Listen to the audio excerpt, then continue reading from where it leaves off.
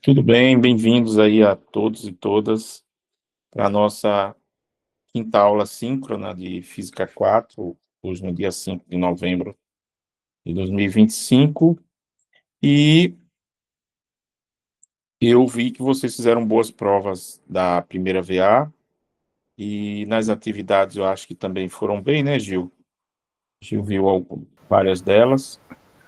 A gente só estava aguardando o seu retorno para a gente fazer a divisão, professor, entre eu e Jean. Certo, Aí acho que certo. no final a gente conversa, né, sobre essa É, situação para a gente deixar amarrado, mas acho que na próxima semana a gente já, né, já deixa tudo certinho no início da próxima semana. certo, certo. Mas já tem as notas.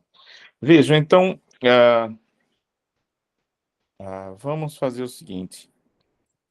É, eu ia começar essa nova parte da disciplina com vocês, por difração. Eu prefiro assim. Mas depois eu não quis fugir do livro. Eu cheguei a dizer para vocês em algum momento que a gente ia iniciar agora com difração, mas a, o nosso livro-texto traz uma abordagem onde ele prefere começar por interferência. Eu acho o inverso, porque assim, em algum momento, para vocês que estão mais interessados em ser professores, professoras. Então, assim, eu acho que difração é uma coisa mais, é um fenômeno mais primário para a luz do que interferência. Interferência, para mim, é um fenômeno mais sofisticado. Inclusive, a gente usa, às vezes, verbo. O verbo refletir, lembra da reflexão no espelho? E noutra superfície ela é difusa. Nem mostrei, mas ela é difusa. Temos o verbo difratar, e temos o verbo refratar. O refratar a gente já viu. Quem lembra o que é refratar? Desviar. Isso, isso. A principal característica é se desviar quando entra no outro meio, exatamente.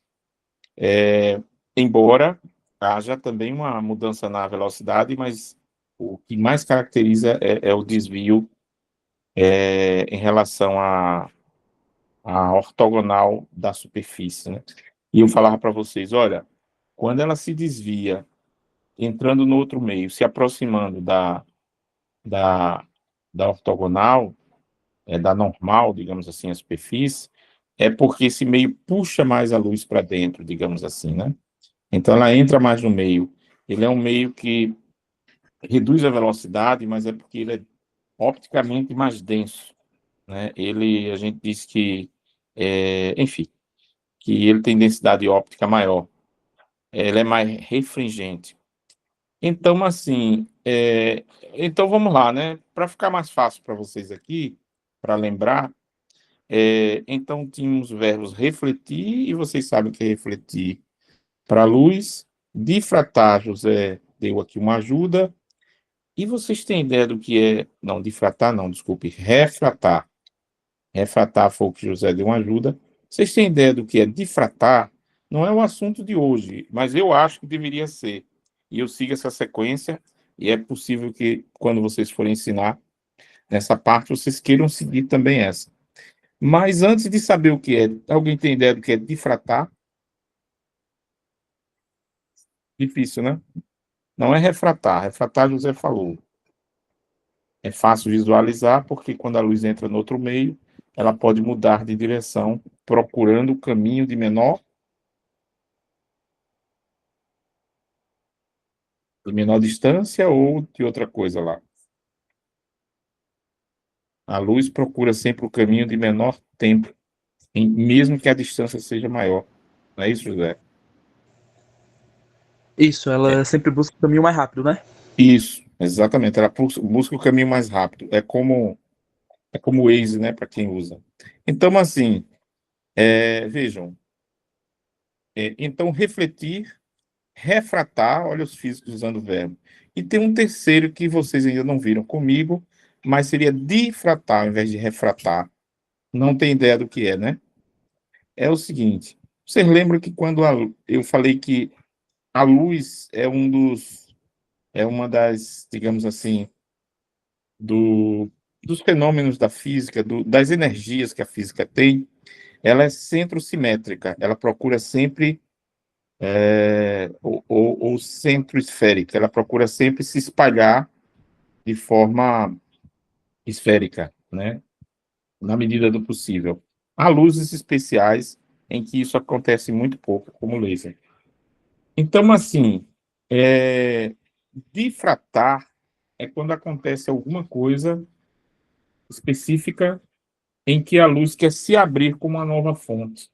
E aí ela vinha mais alinhada, encontrou, por exemplo, uma fresta, uma fenda, e quando ela sai da fenda, ela quer sair da fenda como uma nova fonte. Aí ela se abre de novo, como um leque.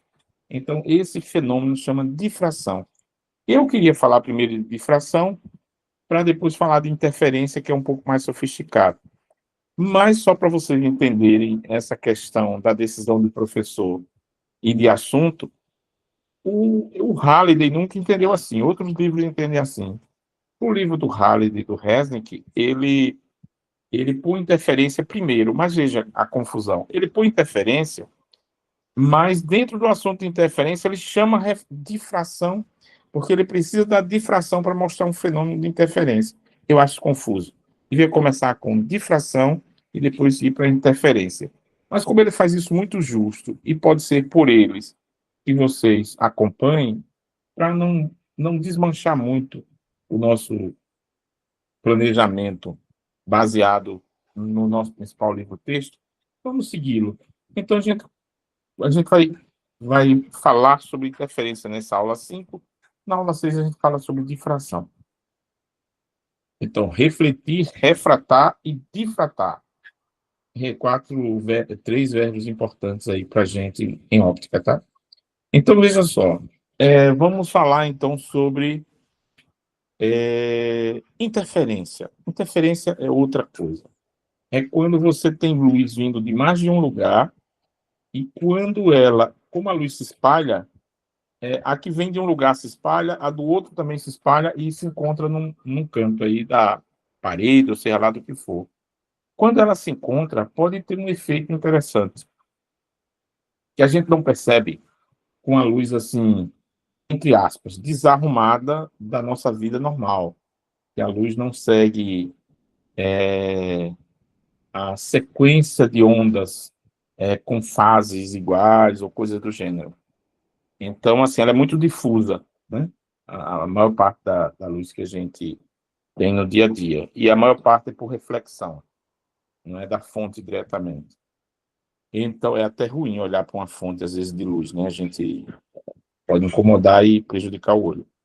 Então, assim, a interferência é esse fenômeno de luz vindo de um lugar, iluminar o mesmo ponto com outra, só que essa luz ela pode ter um efeito até mesmo de uma anular a outra, esses raios, né, de luz vindo de lugares diferentes, ou até mesmo de amplificar. A maior parte, a gente não, o que a gente não vê no dia a dia é luz de um lado, luz do outro, e em algum lugar essas duas servir para apagar, né? Uma apagar a outra. Porque depende de algumas características das fontes, tá?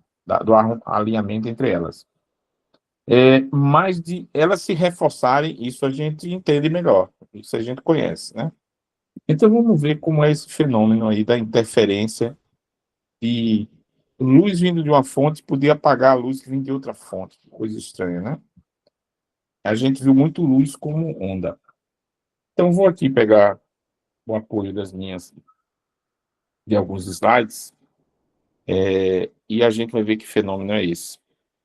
Deixa eu chamar aqui minha tela e vou botar a tela cheia, então eu não vou ver vocês. E aí, qualquer coisa, Gil me ajuda. Vamos lá. Já estão vendo aí, né?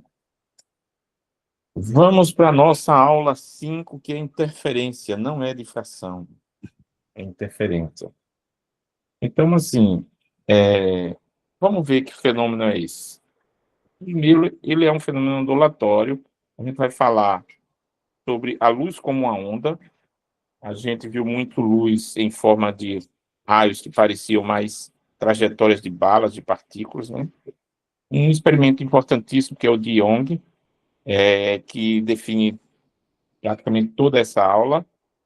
A gente não vai falar muito sobre esse item 3, que são as intensidades das franjas de interferência, porque falei para vocês que intensidade de luz é algo que eu não vou explorar muito, a não ser aquilo que eu já explorei, de dizer que, como ela procura ser esferossimétrica, para ela preencher uma esfera pequena e outra do dobro, ou esfera grande, mas uma esfera e uma do dobro do tamanho dela, a energia diluída por muito mais do que o dobro.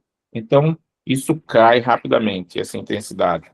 Mas, fora isso, a gente não vai entrar em muitos detalhes de como os campos ali servem para essa medida de interferência, a menos uma que a gente já discutiu um pouco, que é assim, o que é valor RMS? Lembra da, da, da média quadrática do, da intensidade do campo, né?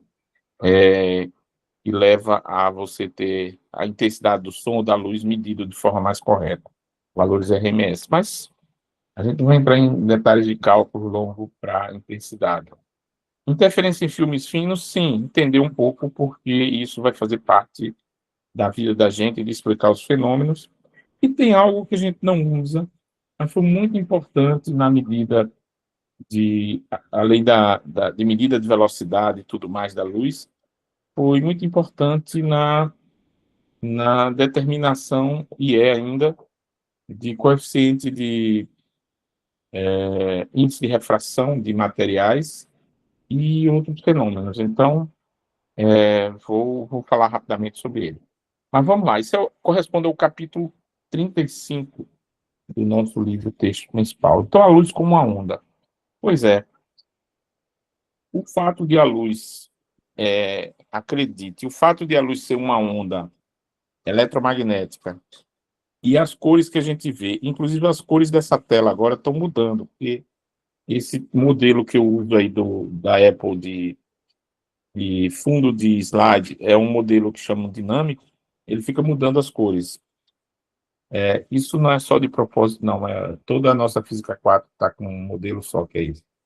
Então, vejam, o fato de a luz ser uma onda faz com que as cores correspondem às frequências dessas ondas, então faz com que fenômenos que a gente às vezes não entende direito acontecem e parecem assim um mistério, um encanto, porque cores é uma coisa que a gente gosta, né, normalmente. Então, assim, tenho mais um para vocês, tem vários, mas assim, existe na natureza vários. Essa borboleta azul, por exemplo, ela tem escamas nas asas delas, e essas escamas têm outras escaminhas dentro das escamas, e faz com que as estruturas físicas da asa dela sejam de comprimentos de onda que se aproximam do da luz. Aliás, sejam de tamanho que se aproxima do comprimento de onda da luz visível. Quer dizer, luz, para a gente, é sempre a visível, né? Da energia eletromagnética visível, que é a luz. Quando isso acontece, alguns fenômenos ficam difíceis de entender, porque normalmente a gente tem uma superfície lisa, ou não lisa, mas que só tem uma cor e independe de outras coisas que aconteçam lá. No caso das asas de uma borboleta, das primeiras asas, elas são muito bonitas. Essa foto talvez não esteja muito boa, mas é um azul metalizado e que às vezes muda de cor quando você olha de ângulos diferentes. Então, vejam, isso é um efeito de interferência para os raios luminosos que entram nessa asa, começa a ter um batimento do raio que entra, o que volta, o que é refletido e tudo mais, e esse batimento, que a gente chama de interferência, faz com que a luz que volta, ela fica variando aí de cor, e dessa cor bonita da borboleta. tá? Então, é muito comum na natureza, mas é um efeito mais sofisticado, por isso que a gente ia ver por último. E o que que tem, assim, de diferente muito entre o que a gente estudou antes para agora? Eu volto com aqueles famosos princípios, só que aqui outro, né? Então, lá na óptica geométrica, um dos princípios que eu trouxe, um princípio não, um modelo que eu trouxe para vocês, foi o modelo de raio, que vocês já conhecem, eu acho, lá do ensino médio, mas aqui a gente reforçou. Que você pode usar o modelo de raio e no feixe de luz você pode botar tantos raios quanto você queira, ele é em linha reta, ele tem direção, a direção em que a luz aparece da fonte e para onde ela vai, e assim por diante.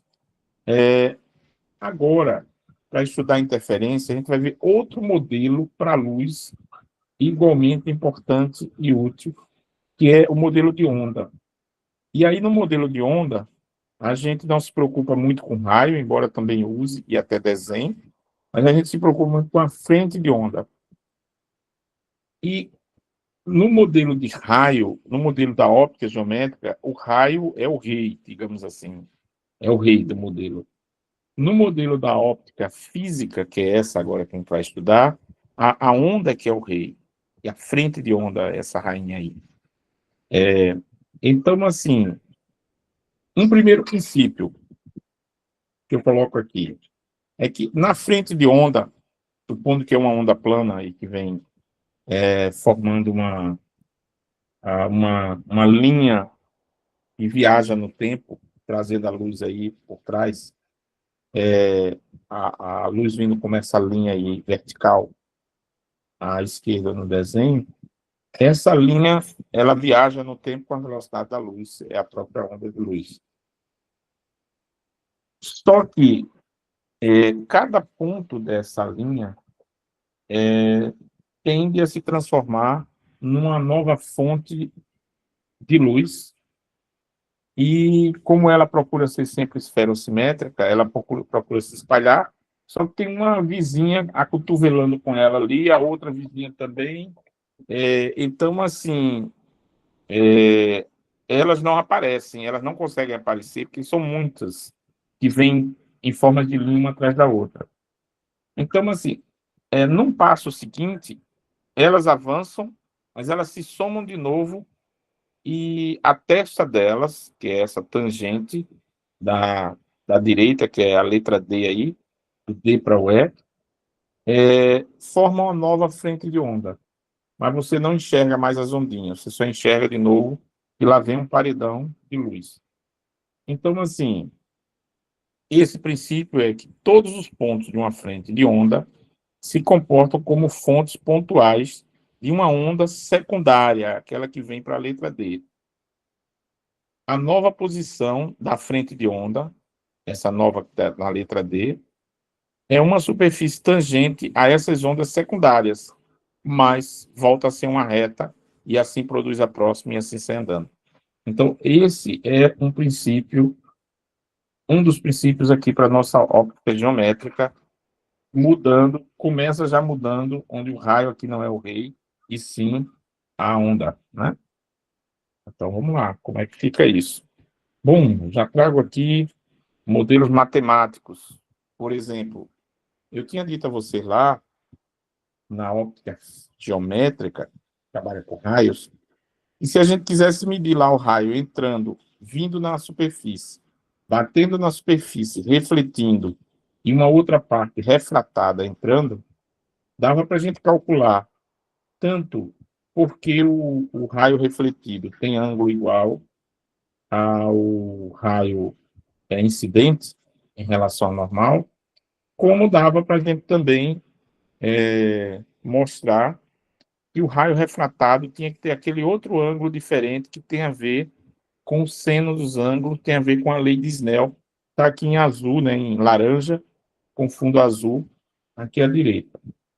Mas assim, agora com ondas a gente vai fazer, vai mostrar. Lá não precisou, eu disse, não precisa, mas quem quiser faz ou a gente demonstra. Mas aqui dá para mostrar. Esse fenômeno foi observado na prática, claro, primeiro.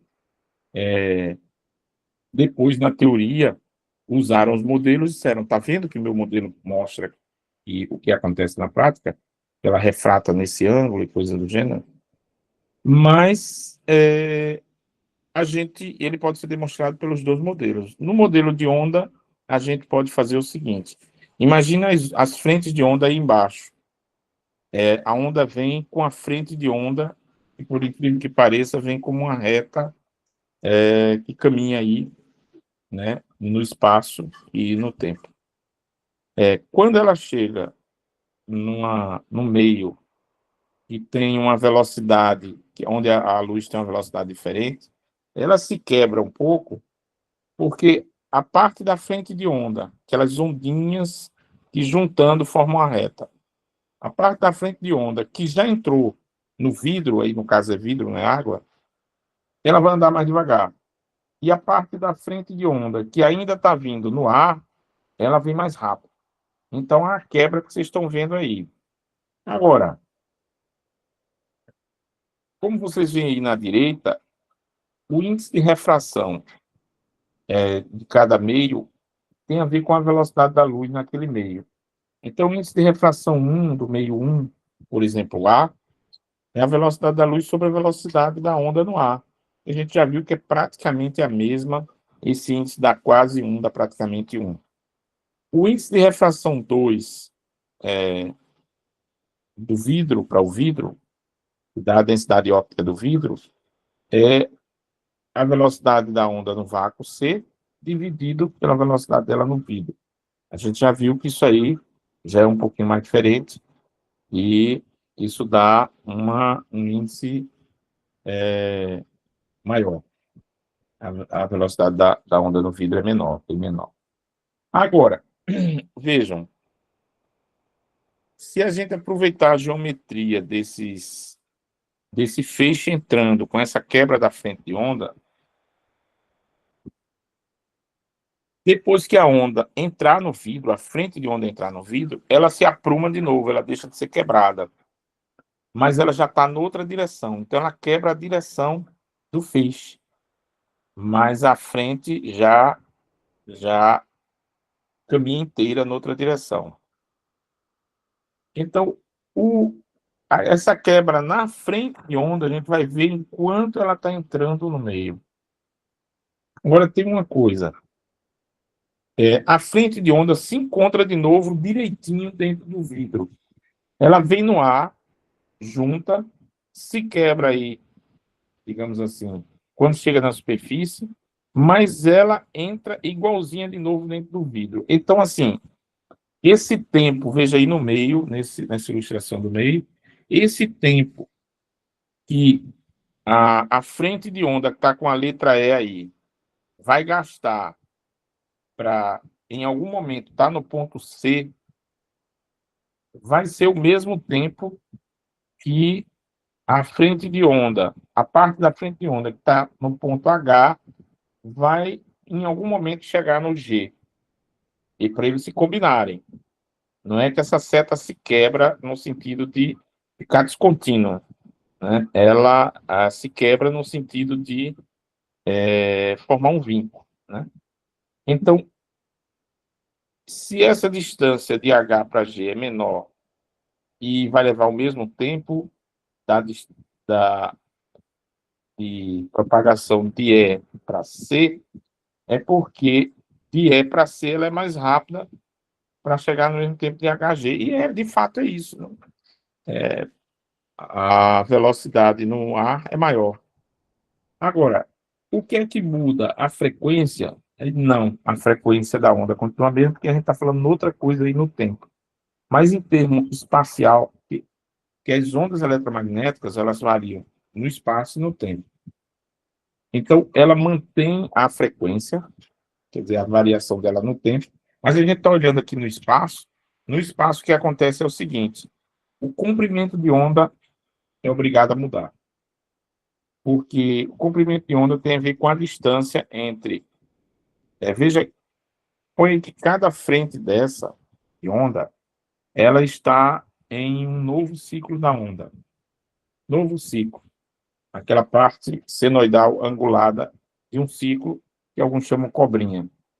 Então, assim, digamos assim, um ciclo da onda entre o E e o C é o comprimento de onda lá no ar, mas quando entra na água, se a gente fosse medir com a régua, digamos assim, se pudesse, como ela anda mais devagar, o tamanho desse ciclo em unidades, que tem a ver com metro, mas não é o metro, muito pequena, mas tem a ver, seria muito menor. O que seria menor apenas. Não é muito menor, porque dificilmente tem um índice de refração tão alto assim, para dar muita diferença. Mas seria menor. Aí a gente pode traçar relações entre esse ângulo de entrada e o ângulo de saída, que é o de refração, pegando o ângulo de entrada aí, está ligado ao θ1, com o ângulo de refração, está ligado aí ao θ2, depois que entrou na água. Antes de entrar na água, θ1, depois que entrou na água, θ2. Aí a gente vê dois triângulos, um em cima da linha azul, que eu coloquei aí. Essa linha azul, ela vai acabar sendo a hipotenusa dos dois caminhos aí, EC e HG. Então, essa hipotenusa vai nos ajudar, por exemplo, a traçar relações entre os senos de de θ1, né, porque aí o seno de θ1 é cateto oposto sobre a hipotenusa, o cateto oposto é o verde, a hipotenusa é o azul.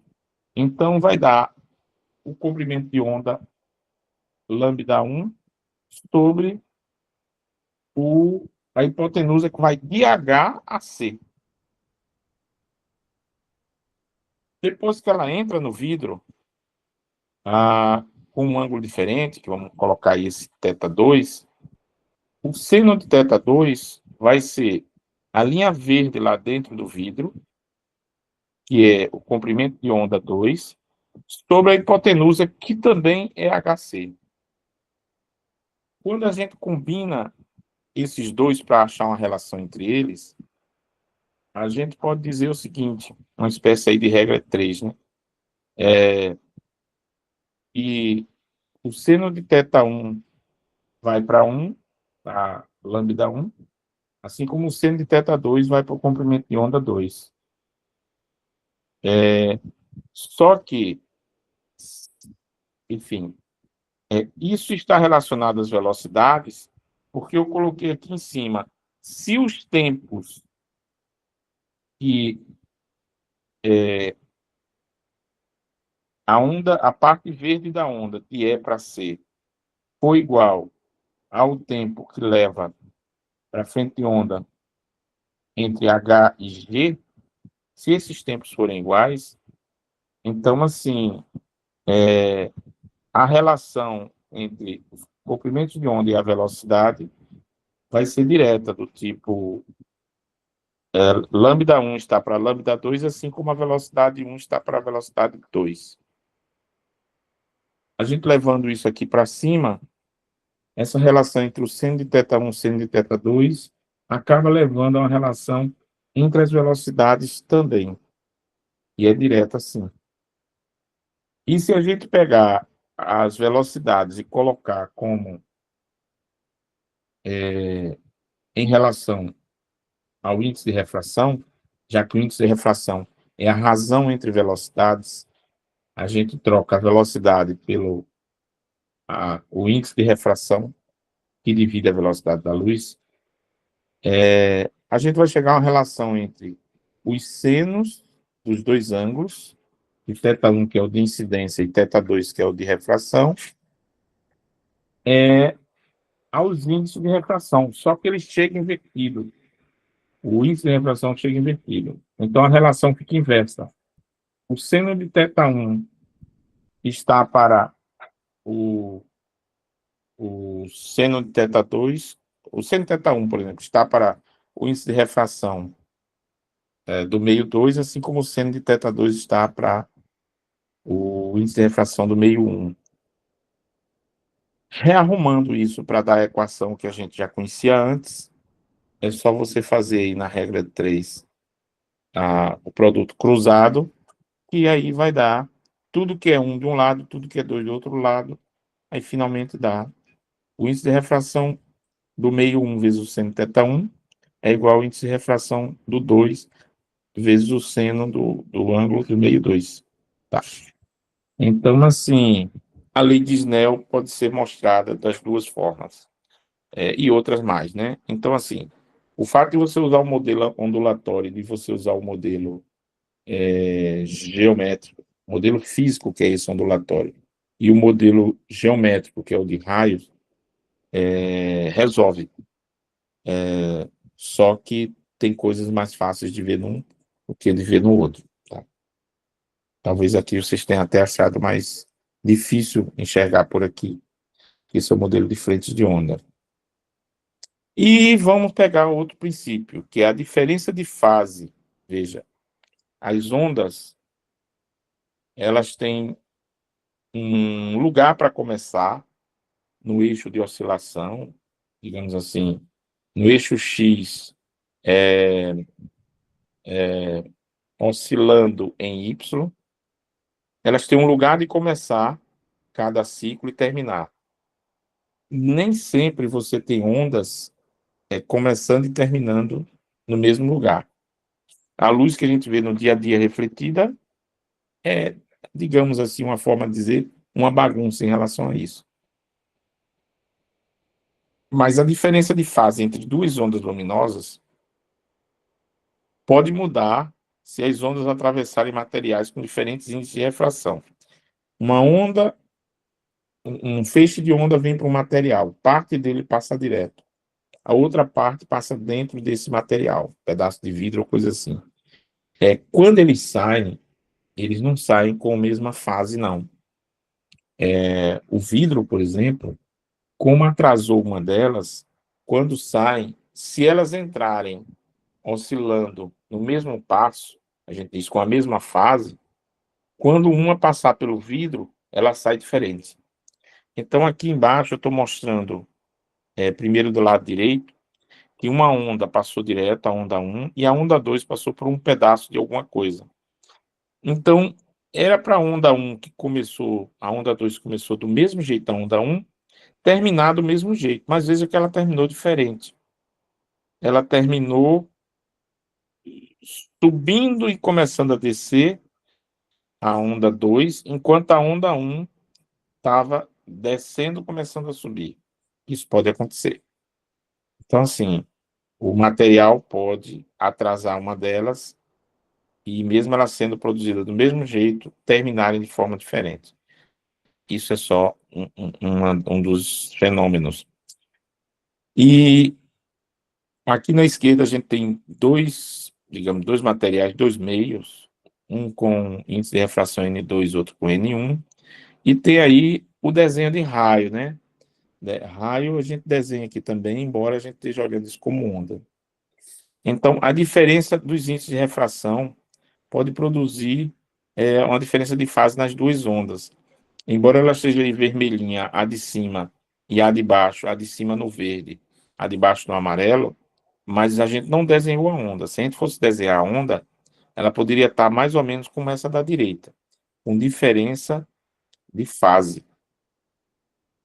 E aí, a gente pode verificar o que acontece quando elas se encontram lá na frente. Quando elas se encontram lá na frente, se as fases estiverem trocadas, tipo assim, uma vai na parte positiva da onda e a outra vem se somando com a parte negativa, elas se anulam e aí você não tem iluminação.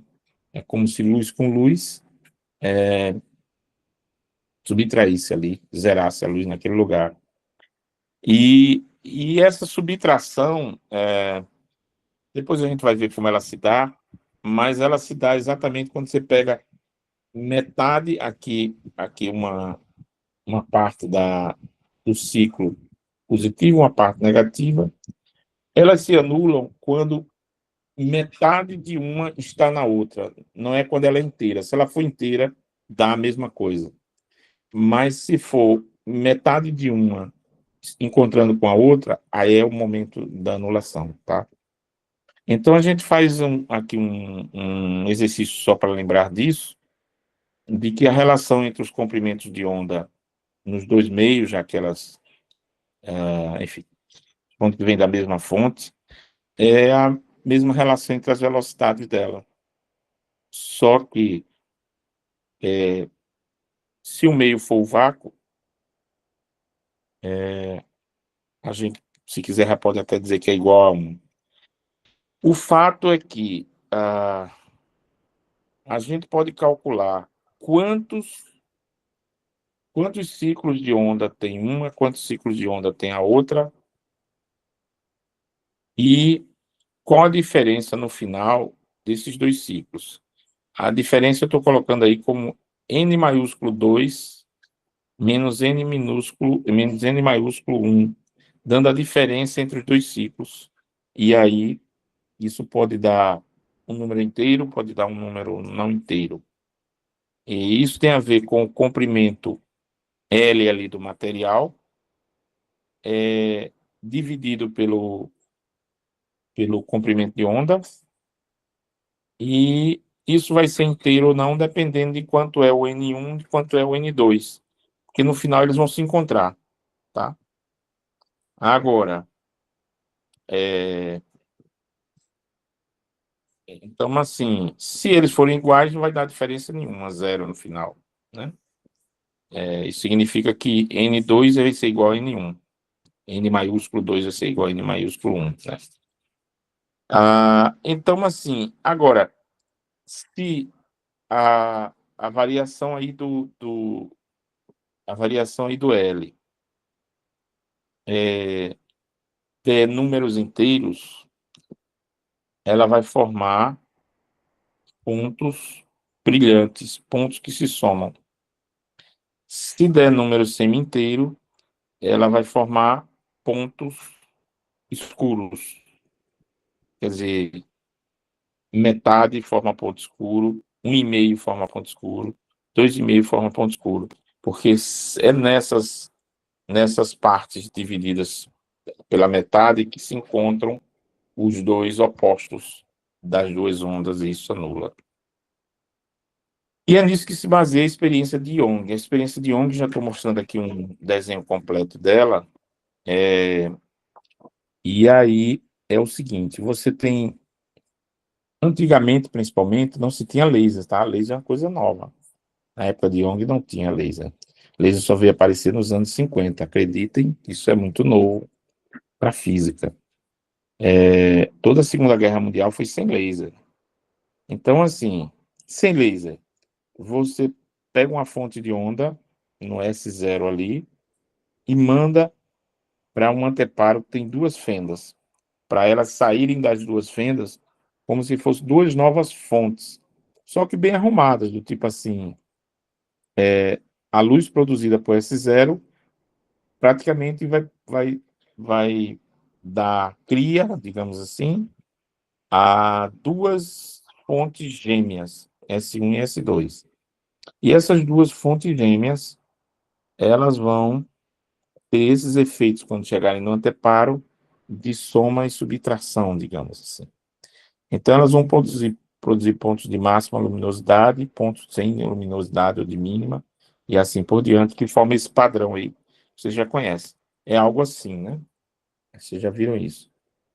Por que, então, é que se fala, lembra, refletir, refratar e difratar? Por que se fala em difração e a gente está estudando interferência? Porque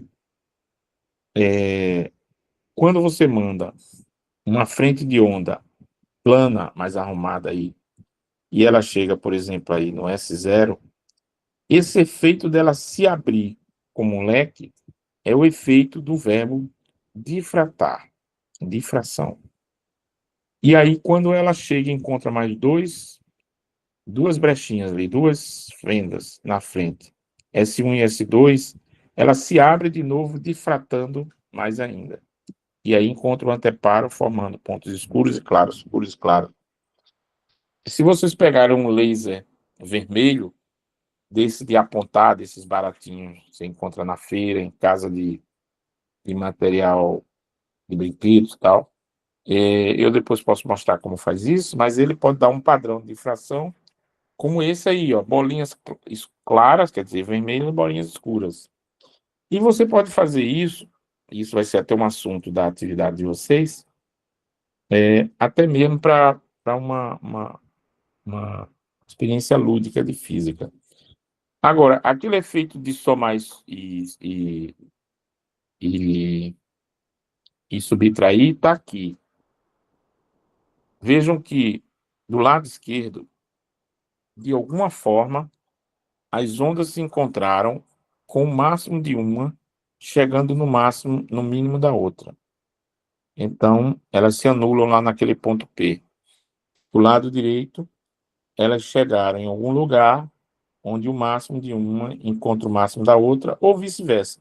O mínimo de um encontra o mínimo da outra, está brilhando, tanto um quanto o outro. O que não dá é quando uma está atrasada de metade uma da outra, entende?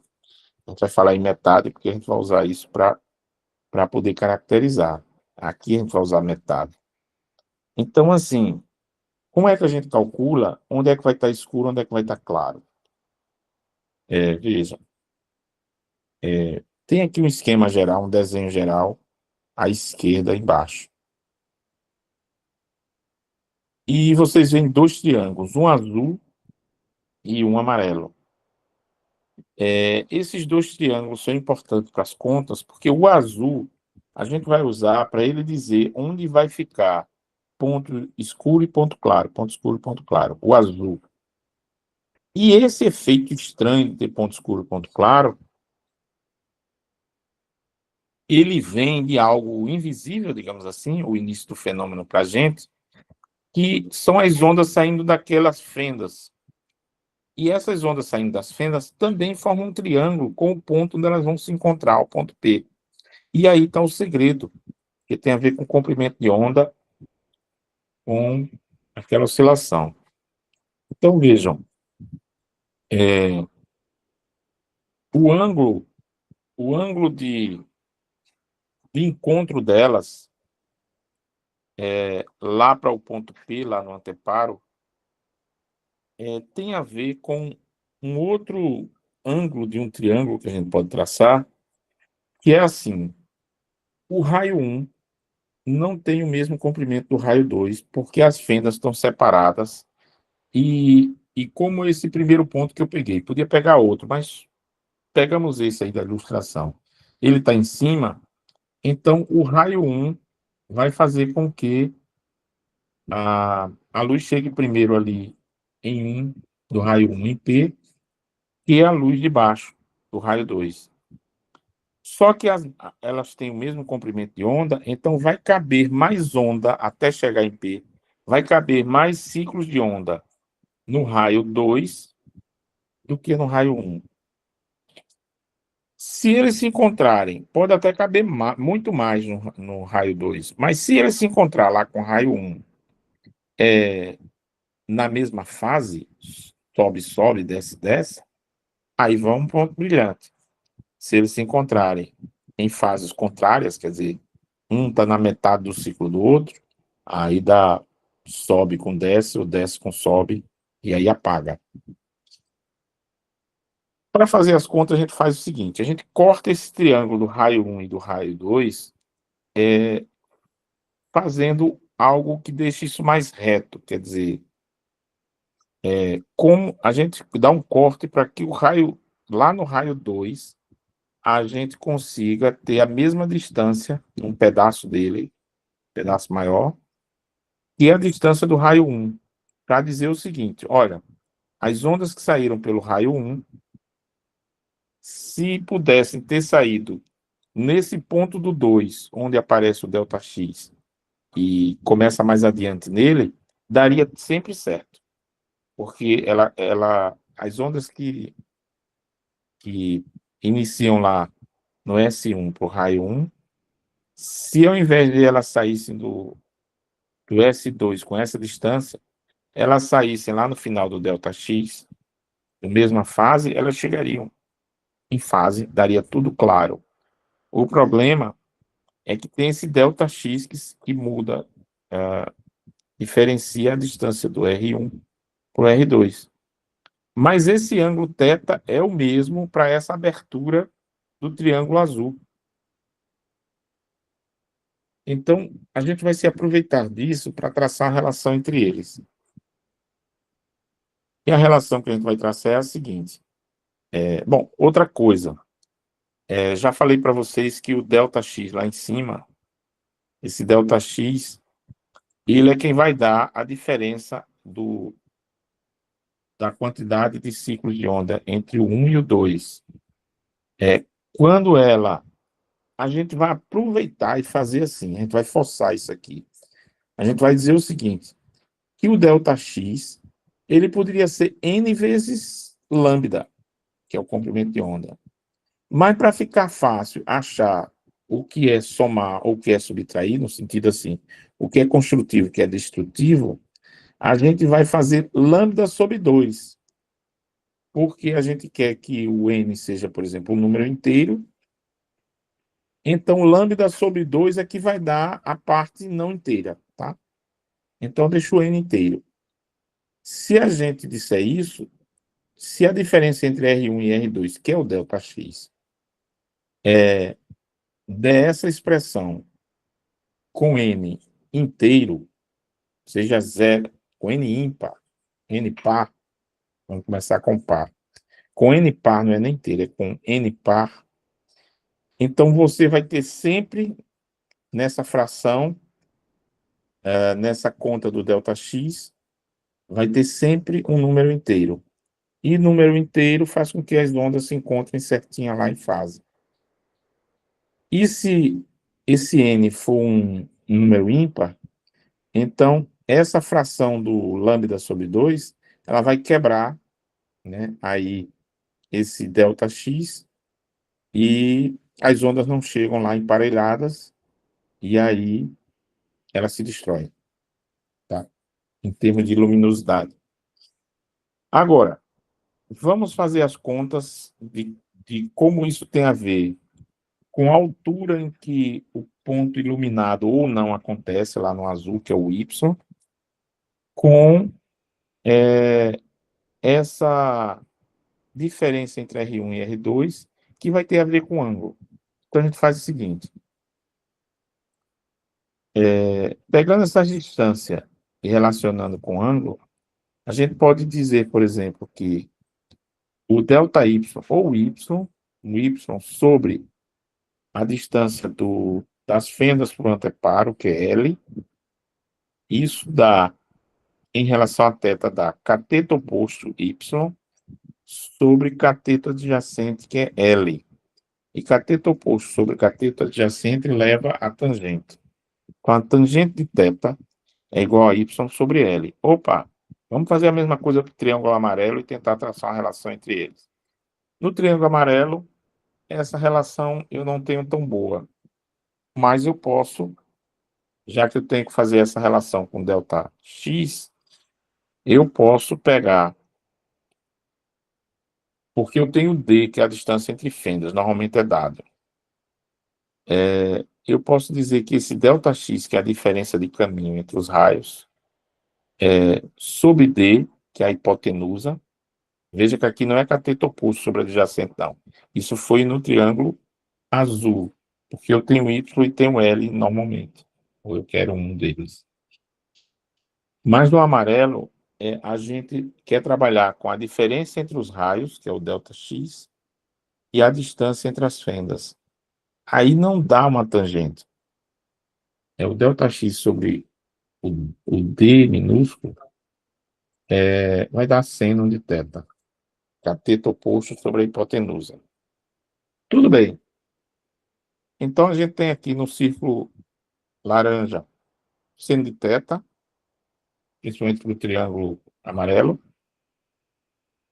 e no azul a tangente de θ. Agora, aí é uma condição importante. Se esse ângulo for muito pequeno, quer dizer, se essa distância L for bem grande, comparada a esse distância entre as fendas e em relação a essa distância entre os mínimos aí, os máximos, que é o y, então ele acaba levando a ângulos muito pequenos. Se você puxasse essa linha aí onde está o y, está bem longe dessa tela, fixando o y, você ia ver que esse ângulo ia diminuindo. Então, esse ângulo muito pequeno leva a algo já conhecido, que é a tangente de um ângulo é próximo do seno desse ângulo, se esse ângulo for muito pequeno. Eles são praticamente iguais. Então, aí a gente já está colocando uma condição que a gente não tinha discutido antes. Quer dizer, se esse ângulo for próximo de zero, dá para a gente levar adiante a aproximação de que a tangente θ é aproximadamente igual ao seno de θ, e aí traçar a relação entre tangente θ, que é y sobre L, aproximadamente igual a seno de θ, que é ΔX sobre D. Eu agora já vou usar isso como sendo igual,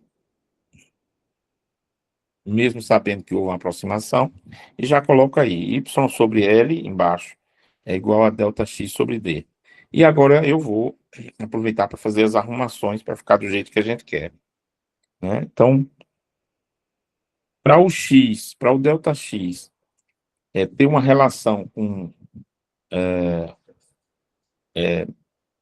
o encontro construtivo ou destrutivo dos raios lá no anteparo, eu isolo ΔX e sei que a medida dessa parte de somar ou subtrair é o ΔX dado em termos do número de ondas com lambda sobre 2 e passei o D para o outro lado, e aí fiquei com D vezes a fração Y sobre L. Enfim, se a gente quiser saber a que altura a gente vai ter um máximo ou um mínimo, a gente acha esse Y. Normalmente as outras coisas são dadas. Normalmente alguém diz, olha, eu tenho aqui uma experiência onde a distância entre as fendas e o anteparo ela é de tantos metros. E eu estou usando uma luz de comprimento de onda tal. Me diga onde é que eu vou formar o máximo e o mínimo aí nessa parede, aí nesse anteparo. Então, é o Y que a gente quer. Então, normalmente é o que a gente procura. Pode ser diferente, tá? Então, vamos isolar o Y. Isolamos o Y, eu aí destaquei de amarelo para isolar o Y disso aí. De novo, volto para aquela condição do X que está embutida. Quando o N for par, vai dar construção. Vai dar um ponto claro. Quando o N for ímpar, vai dar destruição e aí vai dar escuro.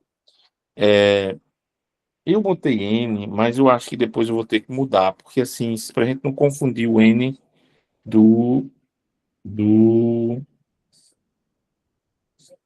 índice de refração, né? A gente pode usar M, normalmente a gente usa M, mas vamos deixar N que ficou, tá bom também. Aí vocês podem fazer uma experiência em casa depois, que é o inverso. Olha. Ao invés de ter uma fenda, você botar uma barreira muito fina, de forma que a luz ela passe de um lado da barreira e do outro, tipo um fio de cabelo. E se a luz do laser alcançar o fio de cabelo, ele vai produzir na parede um padrão de interferência de máximos e mínimos, como vocês estão vendo aí nessa foto escura, tá? Então, essa é uma experiência simples que pode ser feita em casa. Eu não sei qual a dificuldade que vocês vão ter para achar um laserzinho desse em algum lugar, mas depois a gente vai ver como vai fazer isso. Mas, por enquanto, eu estou só mostrando a vocês. E eu vou dizer a vocês, com uma experiência dessa, você consegue medir muita coisa. Inclusive, se você tiver o Y, que é a distância ali entre os risquinhos claros um e outro, né, com escurinho no meio, se você medir essas distâncias e não faltar mais nada, de repente é o inverso. O que vai faltar é o D, que é a distância entre as fendas, que na verdade é a largura do fio de cabelo. E de repente você descobre qual é a espessura do fio de cabelo sem você ter medido, que é muito difícil medir a espessura do fio de cabelo. É mais fácil medir o Y lá na parede, né? Enfim, a gente vai ver isso com calma. Mas é uma ilustração disso que a gente acabou de ver. Sobre a intensidade dessa parte brilhante aqui, ó. Veja que a parte brilhante, pegue um máximo desse. Veja que ele é mais brilhante no meio, um risquinho desse é mais brilhante no meio, e ele vai se esvaindo nas bordas, até ficar escuro. Então, você pode calcular a intensidade variando disso aí, que é a intensidade dessas franjas. Eu disse para vocês que intensidade, a gente não vai ter aprofundamento, mas dá para calcular, fazendo aí as convergências das fórmulas. Você vai ter aí da forma como eu calculei agora há pouco, você só vai medir quase como teclas de piano aí, ó. Escuro, claro, e pegar o meio desses claros e desses escuros, achando o Y deles. Quando você aprimora isso, e você faz isso procurando achar como é que essa intensidade é modulada, então você vai ver que ela muda, não é como a tecla de piano. Ela vai mudando do claro, que vai ficando escuro, depois o escuro vai ficando claro, assumindo uma um formato de empacotamento, como está aí nessa linha vermelha em torno do azul. E, enfim, então isso a gente pode explorar com mais tranquilidade. E quando essas ondas entram em alguma, em alguma, ah, em alguma parede fina, com índice de refração diferente de onde ela veio, por exemplo, vem do ar para o vidro, muito fino, ou do ar para uma coisa muito fina, como uma bolha de sabão, enfim, ela produz um efeito interessante. Que é assim, dependendo do comprimento de onda e de como ela está rebatendo dentro dessa película, ela pode ter interferências construtivas e destrutivas. E como são muitos comprimentos de onda numa luz branca, por exemplo, você vai tendo efeito de anular umas cores e trazer outras e assim por diante, porque essas cores têm comprimento de onda diferentes e na espessura eles vão variar, até porque a espessura dessa... Isso aí é uma argola que foi colocada numa solução de sabão. Então, essa espessura dessa película de sabão aí, ela muda. Ela é mais fina em cima, que tem um peso aí, e ela vai ficando mais grossa embaixo, para onde ela desce. Ela escorre mais para baixo. Então, essa variação que vocês estão vendo aí é o efeito dela ser muito fina em cima e engrossando embaixo, tá? E essa espessura, ela já começa assim a se aproximar, por exemplo, do comprimento de onda da luz e torna esses efeitos visíveis, tá? Então isso acontece mais ou menos assim. Aí no meio, vocês têm um material diferente do ar de um lado, ar de outro, e um material diferente aí, verde, com índice de refração N2. Suponha que esse índice de refração N2 seja a parede de uma bolha de sabão. Então, assim, a luz que entra na bolha de sabão, ela além de sair da bolha também, ela bate internamente. Ela bate primeiro na superfície da parede da bolha de sabão e é refletida, por exemplo, o R1 aí, mas outra parte dela entra dentro da bolha e bate lá dentro, embora saia também, pelo outro lado, ela volta e sai de novo da bolha para o ar.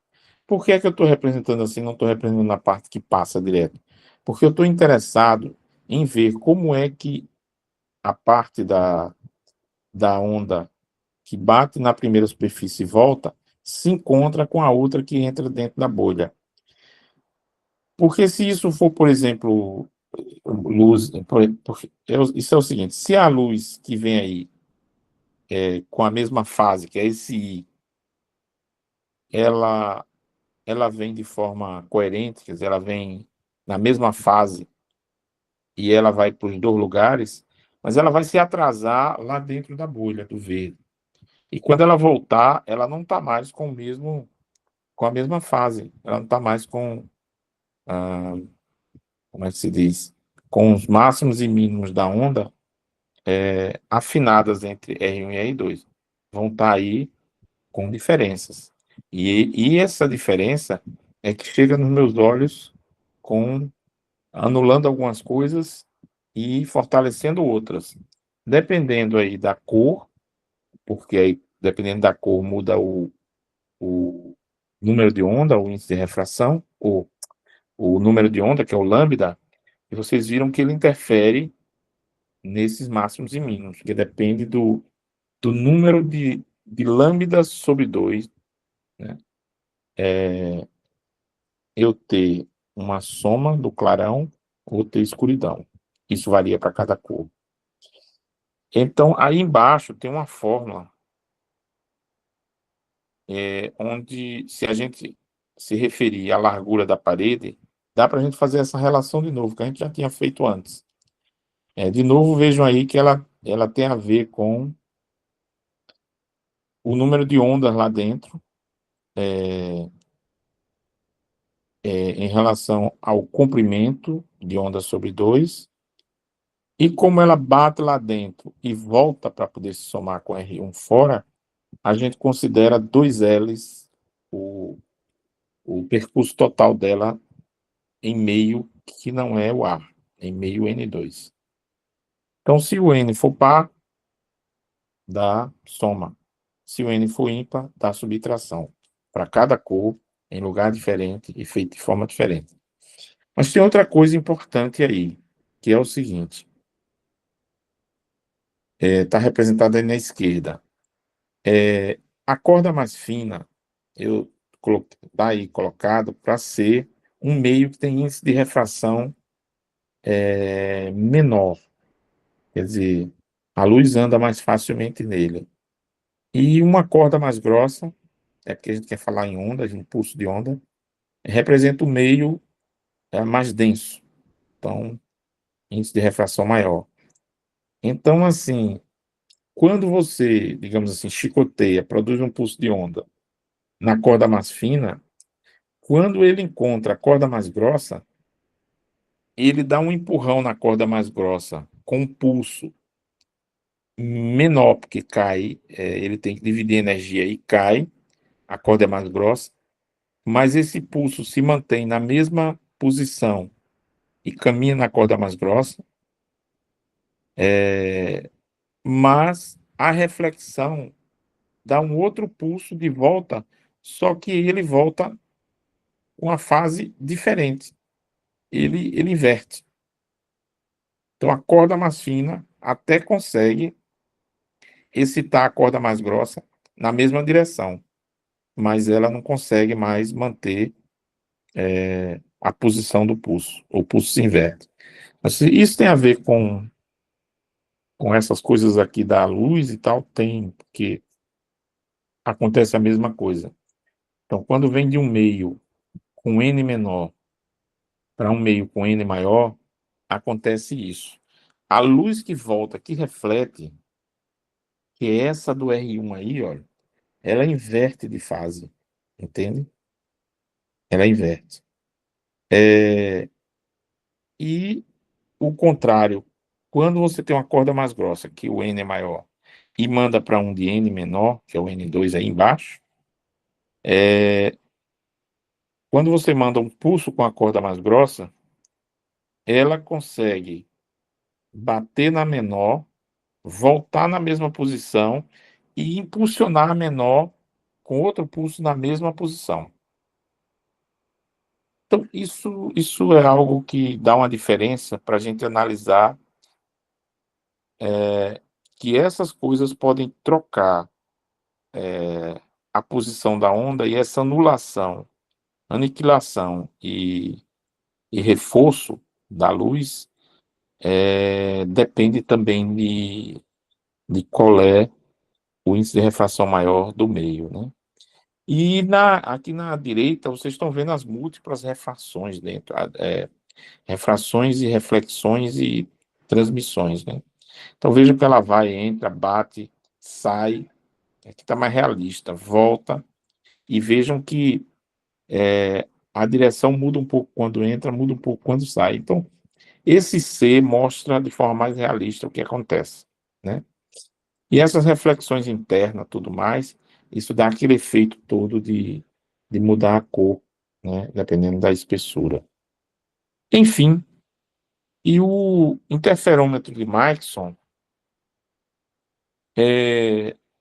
também tem a ver com medida de velocidade de luz e tudo mais.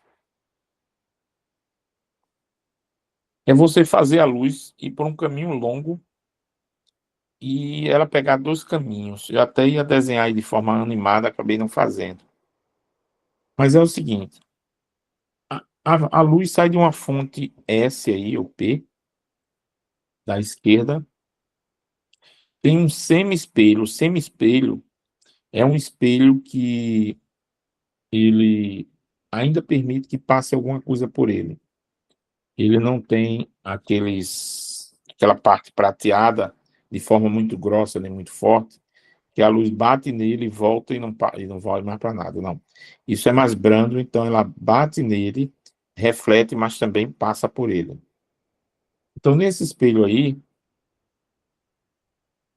a luz, quando bate nele vindo de P, uma parte dela passa direto e vai para o espelho forte M1. A outra bate e reflete, vai pelo caminho D2, o espelho M2. Tanto a que vai para o espelho M2 quanto a que vai para o espelho M1 são refletidas. Só que aí do espelho M1, quando volta, ela que passa direto. Tem uma parte dela que reflete, mas a outra passa direto para você poder enxergar. E a do espelho M1, quando ela volta, uma parte dela passa direto, mas a outra reflete para você poder enxergar.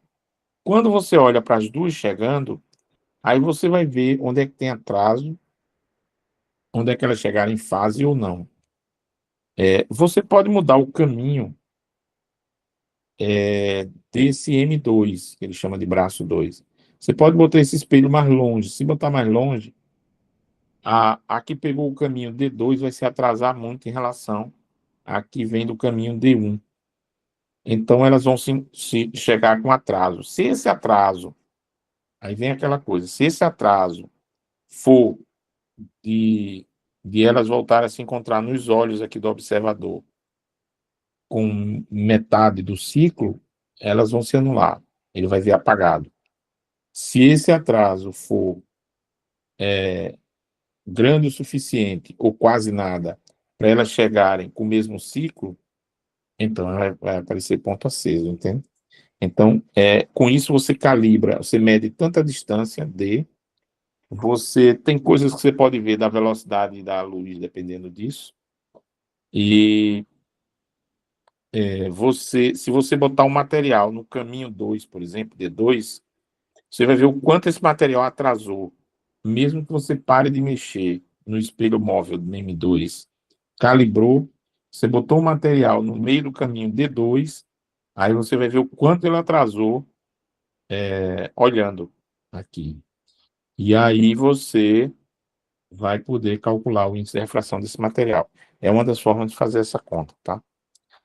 Bom, eu vou ter aqui um exercício simples aqui para vocês.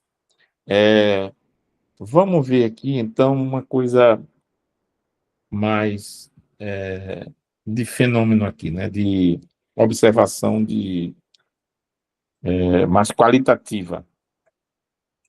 Então, uma questão lá do Halley, um exemplo que ele dá, é que a figura mostra um raio de luz monocromática atravessando o material inicial A. Então, veja, tem uma lâmina A que a luz atravessa, e aí depois ela vai para o material B, C e D. E novamente chega, aliás, vai para o material. Esse D é o A, viu? Desculpa aí. Esse D é o A. Ela vai para o material C e volta para o material do tipo A. Do tipo A. Então, ele pede para a gente colocar esses materiais numa ordem em que a velocidade da luz nesses materiais sejam decrescentes. Onde é que vocês acham que a velocidade da luz é maior aí?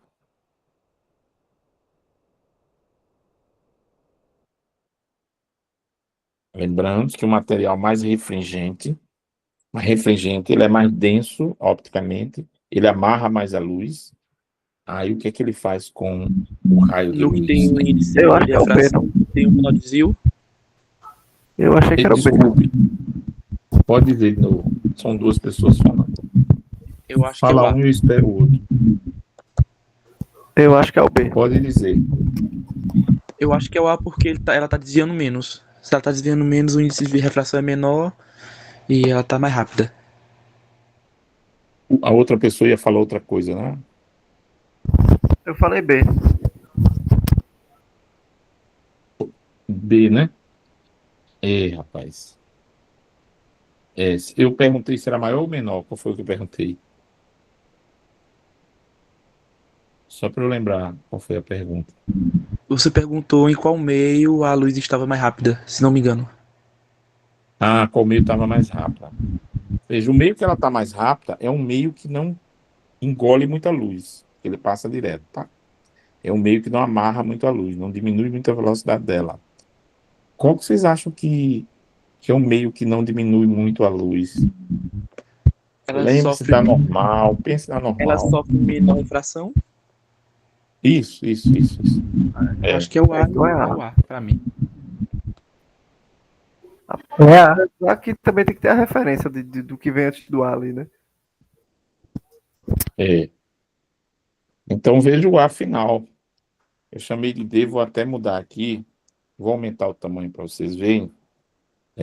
Mas eu vou. Deixa eu tirar isso aqui. Vou aumentar o tamanho aqui. Aumentei aqui, né? Acho que vocês conseguem enxergar, né? Esse D, na verdade, é A, viu, pessoal? É A de novo. Opa, vou botar minúsculo, né? C minúsculo. Tá. Opa, realmente.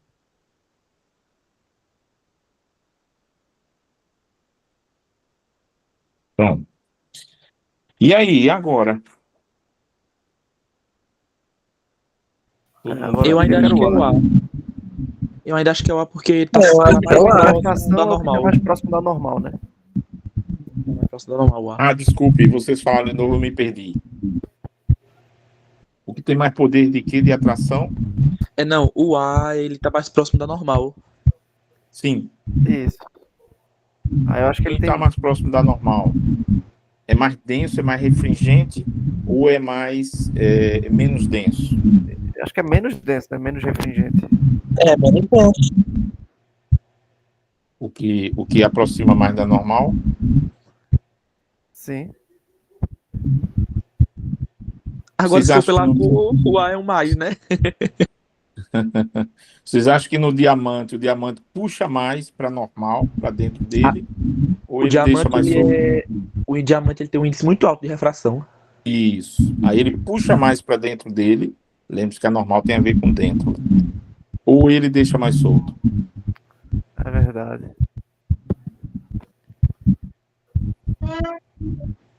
Refletiram? Sim, Ele sim. reflete, não? Então eu acho que eu volto para minha Refletiram? opção primeira, letra B. Letra B. Refletiram? Se vocês estiverem de acordo, a gente vai fazer um desenho aqui. Vamos montar esse quebra-cabeça de baixo.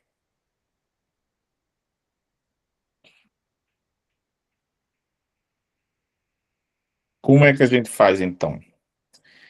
Ele Eu ainda quer que acho a que é o A. gente monte, ele quer que a gente monte da ordem crescente. Então, crescente de quê? Da velocidade. Então, ele quer que a gente monte de ordem crescente da velocidade. Então, a gente vai pegar um que amarra muito para um que solta muito. Ordem Então o que é crescente mais da é o B, velocidade. né? Aí vocês já se decidiram aí, né? Ou não? Pra mim, o que Desculpe, amarra muito é pessoal. o B. Essas cores embaixo parecem diferentes. É porque eles estão mergulhados no azul. Deixa eu mudar isso, né? Porque deixa eu pegar um negócio aqui da mesma cor, porque eu vou te falar. Aí a gente fica vendo até coisa diferente. Desculpe eu desenhando aqui para vocês no. ah, não, vamos, deixa eu pegar de novo aqui. Eu vou pegar essa cor e vou botar embaixo também. Pronto. Agora fica mais fácil. Porque pelo menos a cor de. A gente vai ver melhor as cores. Sim, agora, vejam. Agora sim, a gente vai pegar o que é de a ordem decrescente da velocidade. Então, assim, o que tem velocidade maior vai ficar mais à esquerda, é isso que ele quer. E o que tem velocidade menor, que amarra mais, vai ficar mais à direita. E agora? Eu acho que eu Vamos botaria começar a pelo que B tem, a mais esquerda, então. sim. Você colocaria B a mais esquerda, porque, Isso. só para os colegas entenderem a sua ideia. Porque o senhor disse que quem puxa mais para normal é que tem um índice de refração maior, né? Então, É, B é o que está puxando menos para normal. é, é. E aí depois seria Se fosse o C. diamante, aí o diamante puxava tudo para isso aqui. Aí, se quiser, a gente até bota aqui um raio para mostrar como seria, mas é isso aí mesmo. É interessante, né? Incrível, né? Mas é isso. Sim. Quando ele entrar no B, ele. Bom, aí a gente escolhe como ele entra no B. Agora, do B para o C, ele vai ser puxado para normal, não é isso? E do C para o A, ele vai ser ainda mais puxado para normal, concorda? Vamos botar um Concordo. raiozinho aqui para vocês me ajudarem aqui, né? Vamos fazer o exercício completo. Rapaz, eu vou ter que fixar isso aqui. Desculpa aí, mas pronto, tá fixado.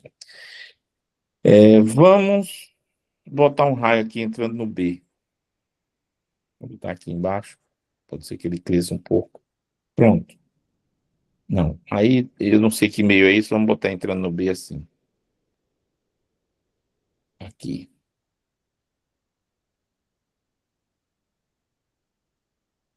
Para ele ficar do jeito que eu quero, eu tenho que puxar por aqui. Pronto. É, aí veja. No C, o C é mais refringente, o C é mais. Agarra mais, ou o C solta mais do que o B?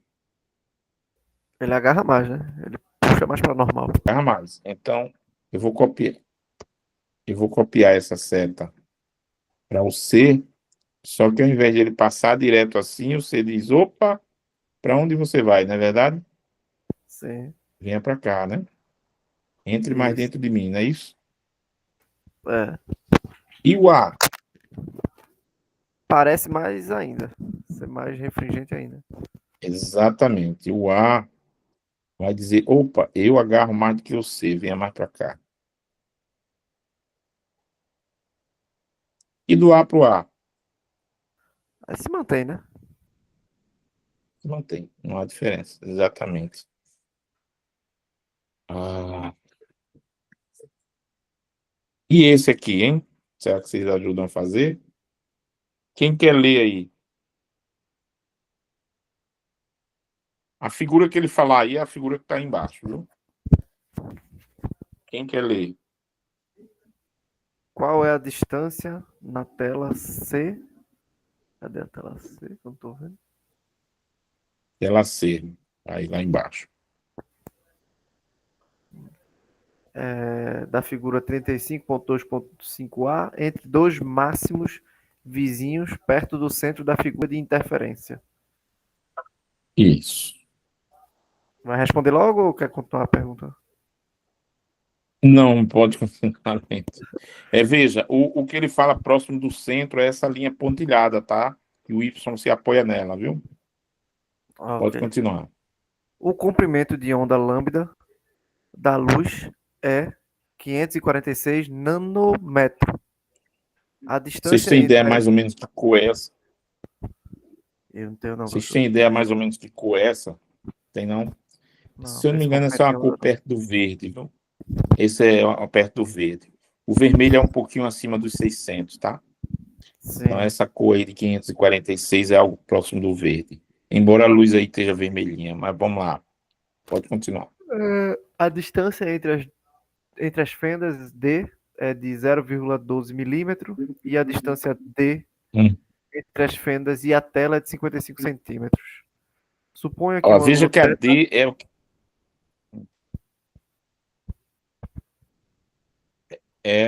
O ângulo θ é o quê? da figura 35.2.5 é suficientemente pequeno para que sejam válidas as aproximações, seno de θ aproximadamente igual a tangente de θ, que é aproximadamente igual a θ. A gente já fez isso. Então, vejam. Eu coloquei o resultado aqui. Eu estava trabalhando com N. A gente já fez isso. Eu botei um M aqui, porque aquele N confundia com índice de refração. Então, veja. Os máximos nesse anteparo aí, onde fica o Y, no desenho, eles vão graduando. Ou, por exemplo, o máximo 1, o máximo 0 é na linha pontilhada, isso eu já sei. O máximo 1 eu não sei, mas um pouco acima. Então, M igual a 1 dá o máximo 1. O máximo 2 com M igual a 2 dá mais acima ainda. O máximo 3 com M igual a 3 dá mais acima ainda. Vocês têm condição de fazer. Eu botei o resultado aí embaixo. Eu disse assim: ó, calcule uma distância entre dois Y, entre dois máximos. Pegue um máximo qualquer, que eu chamei de M aí, não dei número a ele. Então, um máximo M, que é o YM aí, eu subtraí de um máximo um pouco acima dele, M mais 1. Se vocês conseguirem montar o M mais 1 e montar o YM e o YM mais 1 e fizer a subtração, quanto é que vai dar? Vocês têm condição de fazer, para ver se está dentro desses valores?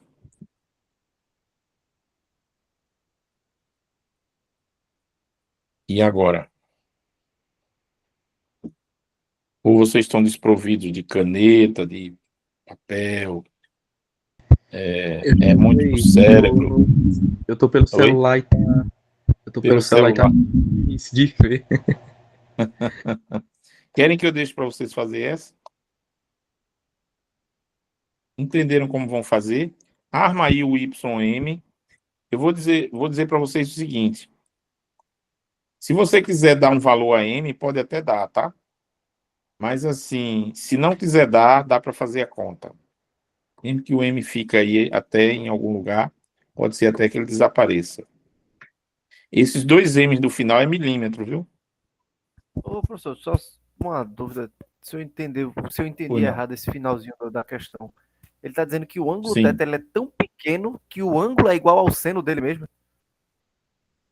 Que que O que ângulo o e o seno são ângulo. o mesmo.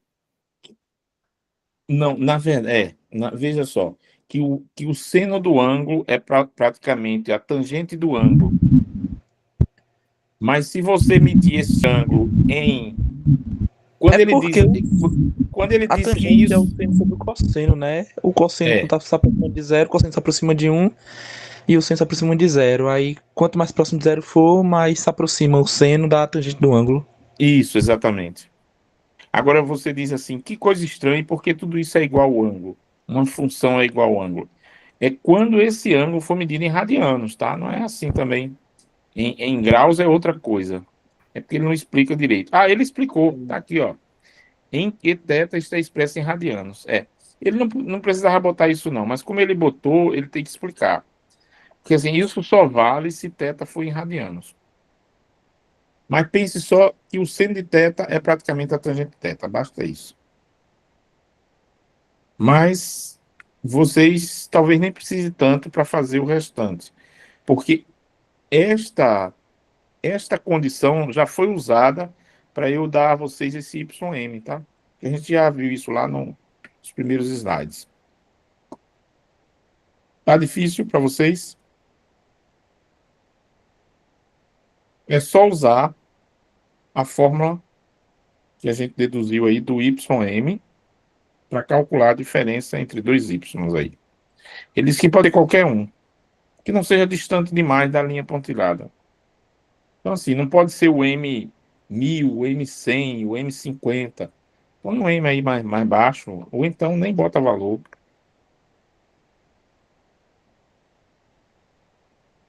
E aí? Deixo com vocês. Oh,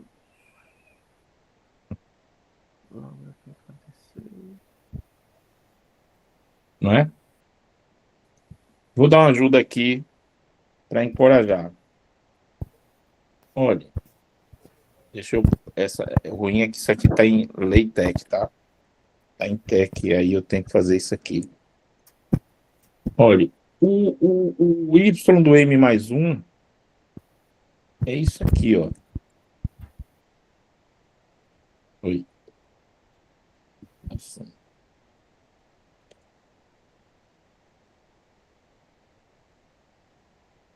O Y do M mais 1 é isso, ó. E aí, vocês já fazem as contas para mim? Deixo assim, melhorou?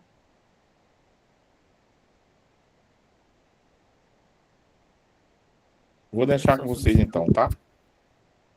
É. Só substituir. A resposta está aí embaixo. Eu deixei esse espaço para fazer, mas gostaria que vocês tentassem. Só substituir. Pode ser? Pode ser. Bom. Oi. Era isso. Então, eu vou pedir. Era isso. Vou pedir a Gilmax. Gilmax lidera um grupo nosso aqui dos tutores. E vou pedir aos tutores, vou conversar com eles sobre algumas questões, para a gente ver se vocês fazem algumas questões dessas, para treinar mais, tá? Então, assim, mas a linha é essa. Não vou mexer muito, mexerei muito pouco, se precisar, sobre a intensidade desses picos. Eu vou mais trabalhar com onde tem, onde se destrói, onde se intensifica. Porque quando vocês forem ensinar, essa é a parte mais importante. Você ficar conferindo onde é que a luminância dele é máxima, e aí quando é que ela vai diminuindo e tal. Isso não é o mais essencial, a menos que você precise fazer um projeto mais elaborado. Então você mostra que existe, mas não precisa, né, passar a maior parte do tempo trabalhando com essas intensidades. Por isso que eu não enfatizei as intensidades, tá? É isso. Eu passei demais da hora agora que eu estou vendo, né? Eu não estava vendo a hora. E aí, muito bem. Vocês foram bem na prova, foi o que eu vi. E vamos para os exercícios. Brevemente, os tutores visitam 2 ou 3 polos. Um pouco mais adiante, visitam mais 2. E aí vocês vão ter esse contato mais direto para quem puder, tá? Eu agradeço aí a vocês e vamos ficando por aqui, né? Vamos deixar vocês descansarem um pouco aí, comerem e tal. Então, assim, deixa eu sair aqui da.